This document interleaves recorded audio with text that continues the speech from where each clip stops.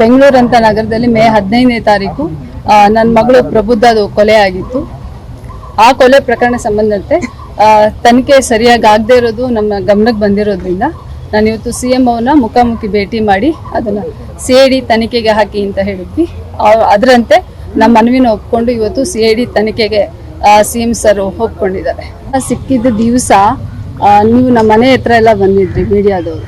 ಅವತ್ತು ನಾನು ಮಾತಾಡುವಂಥ ಸ್ಥಿತಿನಲ್ಲಿ ಇರಲಿಲ್ಲ, ಯಾಕಂದ್ರೆ ಅದು ಅವನು ಒಪ್ಕೊಂಡು ಹೇಳ್ತಾ ಇದ್ನಲ್ಲ, ಹೆಂಗೆ ಸಾಧ್ಯಪ್ಪ ಅಂತ ಅನ್ನಿಸ್ಬಿಟ್ಟು ನಮಗೆ. ಮನೆ ಒಳಗಡೆ ಯಾರನ್ನ ಬಿಟ್ಕೋಬೇಕು, ಯಾರನ್ನ ಬಿಟ್ಕೋಬಾರ್ದು, ಆಪ್ತತೆ ಅನ್ನೋರೆಲ್ಲ ಇತ್ತೀಚೆಗೆಲ್ಲ ಅತ್ಯಾಚಾರಗಳು, ಕೊಲೆಗಾರರು ಜಾಸ್ತಿ ಆಗ್ತಿದ್ದಾರೆ. ಗೊತ್ತಿರೋರಿಂದನೇ ಈ ಥರ ಆಕ್ರಮಣಗಳು ಜಾಸ್ತಿ ಆಗ್ತಾ ಇದೆ, ಅದರಲ್ಲೂ ಹೆಚ್ಚು ಮಹಿಳೆಯರ ಮೇಲೆ.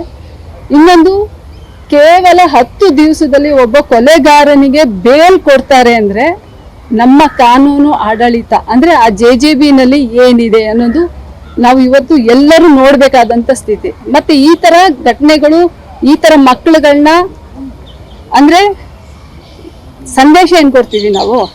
ಒಬ್ಬ ಕೊಲೆ ಮಾಡೋವನ್ನ 10 ದಿವಸಕ್ಕೆ ನಾವು ಬೇಲ್ ಕೊಡ್ತೀವಿ ಅಂದರೆ ಇದರಿಂದ ಬೇರೆ ಮಕ್ಕಳುಗಳು ಏನು ಪ್ರೇರಣೆ ತಗೋತಾರೆ? ಏನು ಬೇಕಾದರೂ ಮಾಡಿದ್ರು ಇಂಥ ಕಾನೂನು ಹಿಂಗೆ ಮಾಡುತ್ತೆ. ಈ ಥರದ್ದು ಒಂದು ಕೆಟ್ಟ ಸಂದೇಶ ಇವತ್ತಿನ ಮಕ್ಕಳಿಗೆ ಹೋಗ್ತಾ ಇದೆ.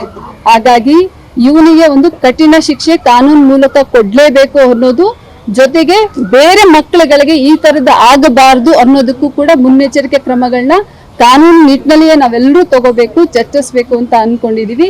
ಹಾಗಾಗಿ ಮುಂದಿನ ದಿನಗಳಲ್ಲಿ ನೀವೆಲ್ಲರೂ ಕೂಡ ನಮ್ಮ ಜೊತೆಗಿರ್ತೀವಿ ಅಂತ ನಾನು ಭಾವಿಸ್ತೀನಿ. ಧನ್ಯವಾದಗಳು.